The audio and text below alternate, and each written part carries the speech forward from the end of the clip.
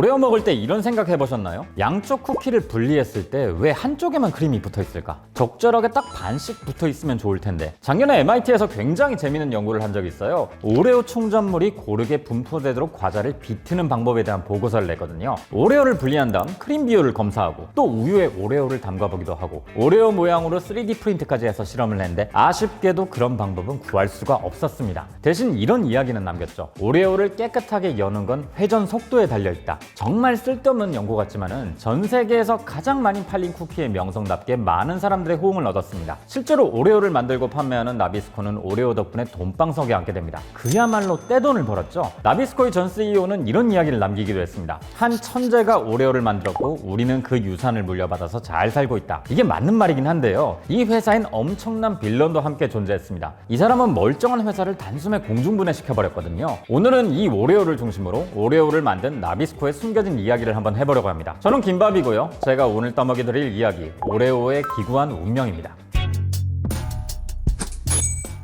19세기 말 미국은 비스킷이라는 아이템을 두고 많은 회사들이 경쟁을 하던 차였습니다. 미국 정부를 지배하던 곳과 중서부를 지배하던 곳, 크게 이렇게 두 개 회사가 있었는데요. 이 상황을 지켜보던 시카고의 변호사 아돌퍼스 그린이라는 사람은 문득 이런 생각이 들었대요.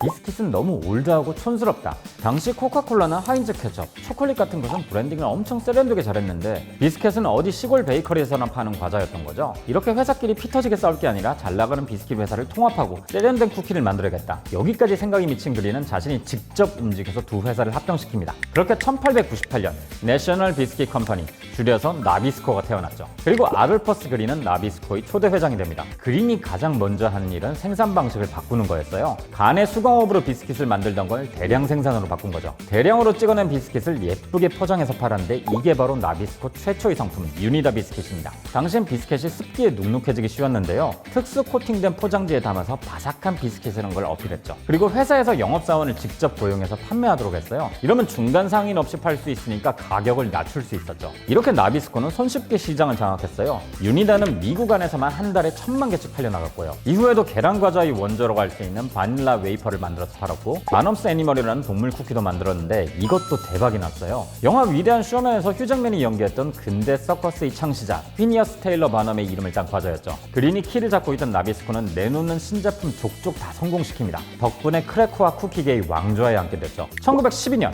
그린은 3가지 신상품을 동시에 발매합니다. 그 중에서 가장 기대가 컸던 두 제품은 금방 사라졌는데요. 딱히 기대하지 않았던 제품이 의외로 주목을 받습니다. 2개의 둥근 초콜릿 웨이퍼 사이에 흰색 크림을 바른 쿠키, 바로 오레오죠. 사실 나비스코의 오레오가 원조는 아닙니다. 1908년 선샤인 비스킷이라는 곳에서 만든 하이드록스가 최초거든요. 여긴 그린의 친구이자 나비스코의 초기 이사였던 사람들이 1902년에 독립해서 세운 회사인데요. 생긴 건 거의 똑같습니다. 맛은 오레오보단 덜 달고 더 바삭하다고 하는데요. 완성도 측면에서 보면 당시의 오레오보다 하이드록스가 더 나았다고 하더라고요. 근데 문제는 이 회사가 판매는 잘 못했다는 겁니다. 우선 이 하이드록스라는 이름, 수산화물이라는 이름의 화학 용어입니다. 이땐 이름을 이런 식으로 짓는 게 유행이긴 했는데요. 결국 이게 소비자들에게 거부감을 불러일으켰죠. 그리고 나비스코에겐 엄청난 무기가 있죠. 어마어마한 유통 라인. 앞서 언급했던 쿠키들의 1934년 리치까지 출시하면서 유통 라인을 크게 늘려놨거든요. 덕분에 오레오는 뒤늦게 만든 제품임에도 불구하고 하이드록스보다 더 많은 곳에서 팔릴 수 있었죠. 하지만 결정적으로 이 오레오의 운명을 바꾼 건 그린도 아니고 나비스코의 유통망도 아닌 샘 포셀러라는 사람 때문입니다. 이분이 오레오에 발려져 있는 크림에 결정적인 변화를 주거든요.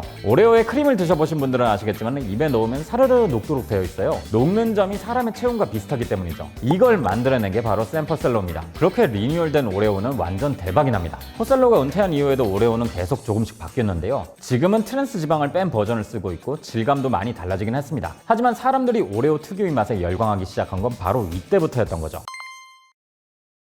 이후 오레오는 딱히 특별히 뭔가를 하지 않아도 잘 팔렸고 나비스코는 돈방석에 앉긴 했는데요. 이 회사가 흔들리기 시작한 건 이때쯤부터입니다. 초대 회장인 그린이 경영을 하던 당시만 해도 나비스코는 뭐랄까요? 진취적인 회사였어요. 위험 부담을 안고서라도 신제품을 계속해서 만들어냈거든요. 하지만 시간이 흐르고 회사가 커지고 나서는 그린이 만들어 놓은 과자만 팔아도 회사가 알아서 잘 굴러가는 거죠. 나비스코는 여기에 안주하게 됩니다. 신제품이 필요하다 싶으면 새로운 과자를 개발하는 게 아니라 신제품을 만들어낸 회사를 그냥 사버렸죠. 나이 든 경영진들은 그야말로 그야말로 고인물이 되어버렸고 젊은 직원들의 자리는 점점 사라지게 됩니다. 여기에 위기감을 느꼈던 나비스코는 해외 시장에도 진출하고 사업을 이것저것 벌려보긴 했는데요. 잘 되진 않았다고 합니다. 이미 조직이 굳어버린 거죠. 당시 회장은 이런 걸로는 안 되겠다 싶었는지 꽤 힙한 브랜드와 합병을 추진합니다. 스탠더드 브랜드라는 회사인데 여긴 분위기가 굉장히 젊고 자유분방한 식품 회사로 알려져 있었어요. 이 정도 분위기면 나비스코에도 변화가 있을 거라 생각했던 거죠. 근데 이 회사의 경영진들이 문제였습니다. 이 이야기를 해드릴게요. 그 회사의 합병 이후 나비스코의 사장으로 로스 존슨이라는 사람이 임명됩니다. 스탠더드 브랜드 쪽의 사람이었어요. 굉장히 활발하고 발이 넓은 사람이긴 했지만 꽤 충동적인 사람이었다고 합니다. 또 회사 돈으로 사치를 잘 부리기도 했어요. 전용기를 10대나 운용했고 20개가 넘는 골프장 회원권을 회사 명의로 끊고 다녔고요. 회사 돈으로 연예인과 스포츠 스타를 불러서 매일같이 파티를 벌였거든요. 게다가 경영 능력이 뛰어난 사람은 아니었지만 윗사람에게 잘 보이는 능력 하나는 타고난 사람이었어요. 덕분에 이사들과 회장을 자기 편으로 만들어서 나비스코의 권한을 독차지할 수 있었고 임원 자리에 자기 사람들을 쫙 앉혀놨죠. 분명 스탠더드 브랜드보다 나비스코가 훨씬 큰 회사였지만 로스 존슨의 처세술은 넘사벽이었습니다. 로스 존슨이 나비스코를 장악하고 오레오로 벌어들인 돈을 흥청망청 쓰고 있을 때 엄청난 경쟁자가 쿠키 시장에 등장합니다. 바로 프리토레이와 P&G. 이 두 회사가 공격적으로 신제품을 출시하는 바람에 나비스코는 위기에 부딪히게 되죠. 이때 존슨이 선택한 방법은 가격 경쟁이었어요. 이렇게 큰 회사가 작정하고 손해볼 생각으로 제품을 팔고 있었으니 경쟁자들은 손 쓸 틈 없이 쿠키 시장에서 철수하게 됩니다.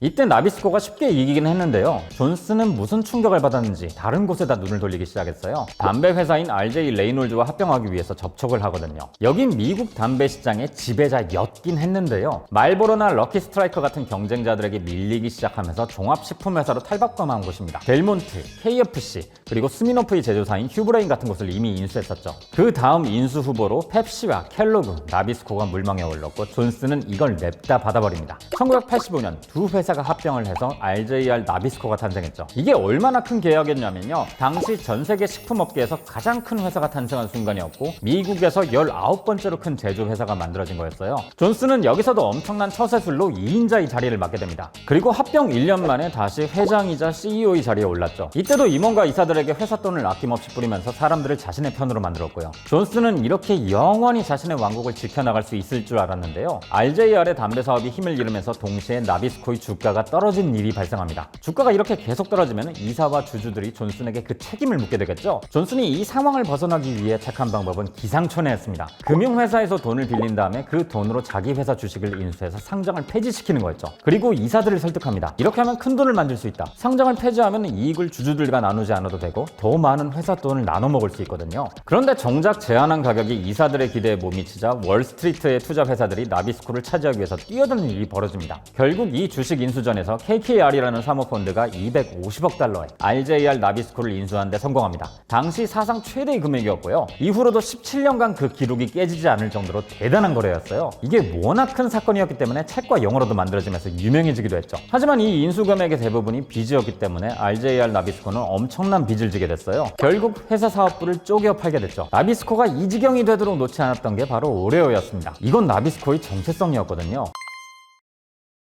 기업가 탐욕의 상징으로 꼽혔던 존슨의 기행으로 나비스코는 필립 모리스에 매각됐고 필립 모리스가 가지고 있던 크래프트 푸드와 합병됩니다. 오레오와 같이 엄청난 인기를 누리고 있던 오레오 오즈가 등장한 게 바로 이때쯤입니다. 크래프트 푸드 산하 브랜드인 포스트가 이 오레오 오즈를 생산해 팔았는데요. 2007년 사업 부진을 이유로 포스트를 팔아버리면서 여러 가지 문제가 생겼어요. 상표권을 가진 크래프트와 레시피 저작권을 가진 포스트가 서로 대립하면서 시리얼 생산이 중단돼 버린 거죠. 근데 이 오레오 오즈가 인기가 꽤 많았거든요. 찾는 사람은 많은데 만들 수가 없으니 사재기까지 벌어지고 난리가 났었죠. 근데 딱 한 나라에서만 예외적으로 생산이 됐었는데 그게 바로 한국입니다. 한국에서 오레오 오즈를 팔아왔던 동서식품은 크래프트와 포스트 양쪽 모두 라이선스 계약을 맺고 있었거든요. 이 계약이 신의 한 수가 된 거죠. 이게 미국에 알려지면서 미국인들은 오히려 구매 대행으로 오레오 오즈를 사 먹었고요. 물론 이것도 과거의 일이긴 합니다. 2017년부터 월마트가 두 회사를 연결해서 오레오 오즈를 다시 생산해서 판매하고 있거든요. 이 작은 쿠키 때문에 벌어진 엄청난 일들 정말 간략하게 설명해드린 건데 이 기업에 대한 이야기를 풀었으려면 책 한 권은 거뜬히 나올 겁니다. 오레오는 나비스코를 돈방석에 앉힌 장본인이지만 주인 잘못만 하는 바람에 회사는 공중분해가 돼버리고 말았죠. 하지만 이런 이슈들과 별개로 여전히 잘 나가는 과자이긴 합니다. 이벤트나 이슈들을 잘 활용하기 때문에 콜라보 제품들을 구경하는 재미도 쏠쏠하거든요. 배트맨, 왕좌의 게임, 포켓몬의 슈프림까지. 최근에 또 블랙핑크 오레오가 출시되기도 했고요. 소행성 충돌에 대비한다면서 지구 최북단에 오레오 쿠키 저장고를 만들어서 이목을 끌기도 했죠. 과자 회사 중에 이 회사만큼 이만큼 트렌디한 마케팅을 하는 것도 드문 것 같습니다. 비록 여기저기 팔려다니면서 기구한 운명을 가지게 되지만은 앞으로도 쿠키 시장의 왕좌를 계속해서 지켜나가지 않을까 하는 생각이 드네요. 이야기를 하고 보니 어쩐지 좀 짠해 보이긴 하는데요. 뭐 어쨌든 혹시 오레오를 맛있게 먹는 나만의 팁을 알고 계신다면 댓글로 공유를 해주셔도 재밌을 것 같습니다. 그럼 저는 다음에 다시 뵙겠습니다.